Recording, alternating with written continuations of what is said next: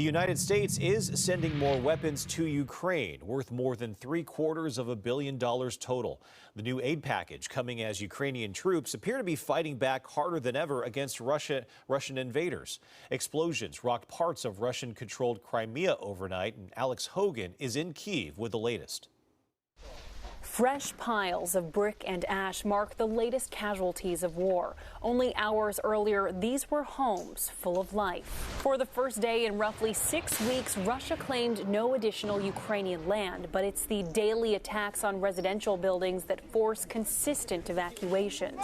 The Pentagon's new military package of $775 million will provide Ukraine with more highly coveted HIMARS rocket systems, but also new equipment like surveillance drones and mine-resistant vehicles.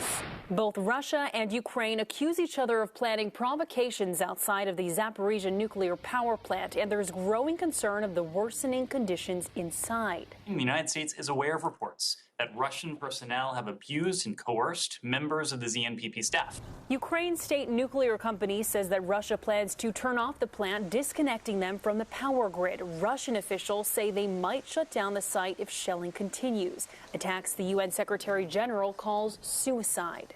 The area needs to be demilitarized. The Kremlin retorted that idea today, calling it unacceptable. That proposal would make the station even more vulnerable.